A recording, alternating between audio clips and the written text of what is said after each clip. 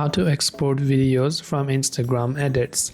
Hey everyone, welcome to the channel. In today's video, I'm going to guide you on how you can export your videos from Instagram Edits app, so make sure to watch the video till the end.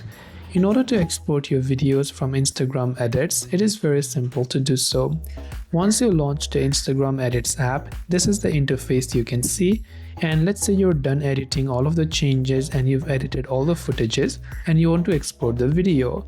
For that, you just have to tap on the next option from the top right hand side and it'll automatically begin the exporting process.